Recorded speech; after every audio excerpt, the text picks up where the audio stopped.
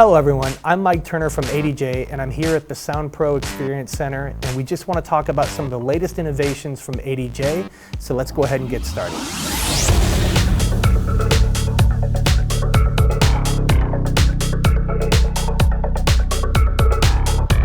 So first of all, I have here with me the Encore LP12IP. Now, when you first look at it, this just looks like a standard par, and in many senses it is. But there's a lot of things that make this different that I really wanted to highlight for you guys so you understand what you're getting with this series. So let's first of all talk about the LED source, right?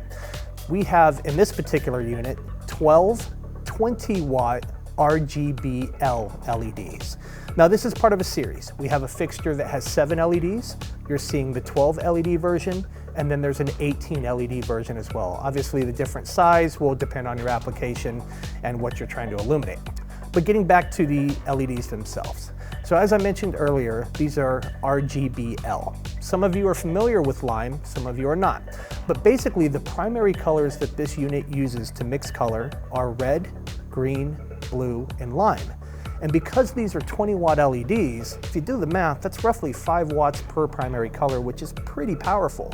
There's other fixtures on the market that are using hex chips, which is red, green, blue, amber, white, and UV, which is great, right?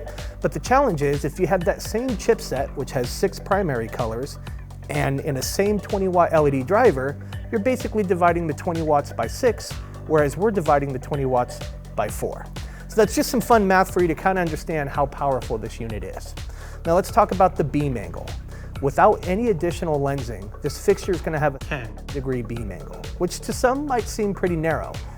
Very beneficial for long throw applications, but maybe a little bit more challenging for short throw applications. But don't worry, we've got you covered. This unit is going to come with a 25-degree light shaping filter. So what this does, it takes the native 10-degree beam angle, you slide this on, and it basically widens it out to about 25 degrees, which is kind of the industry standard for pars.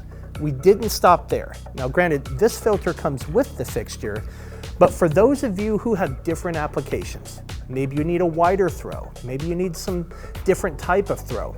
Well, this here is a 1x40-degree light shaping filter.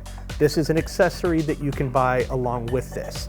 What this does, it takes that beam angle and stretches it out to 40 degrees one direction and then tightens it to 1 degree the other direction.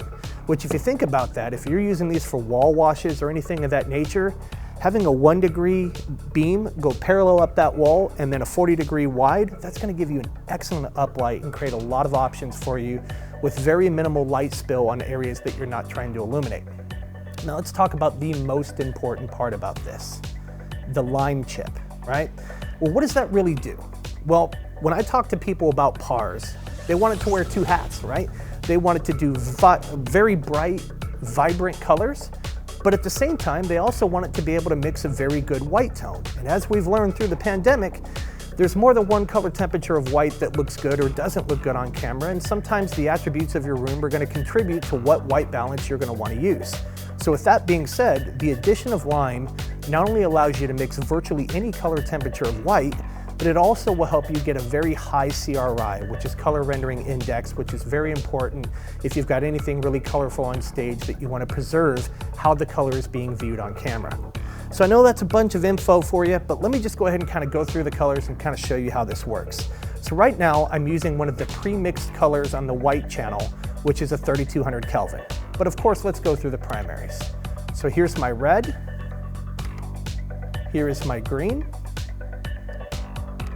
here is my blue, and here is my lime in the primary. So again, that lime is really what kind of warms up the white and gives you different color temperatures. I'll show you how that works. Here's 2700 Kelvin, 3200 Kelvin, 4K, 5600, and 6500. Now you can mix these if you want, but we also have dedicated channels built into the fixture's DMX attributes that pre-mix this for you. So maybe you're a volunteer at a church and you don't really quite know how to use that lime yet, no big deal. It's already built into the light. And again, these are going to give you a very high CRI of 85 or above.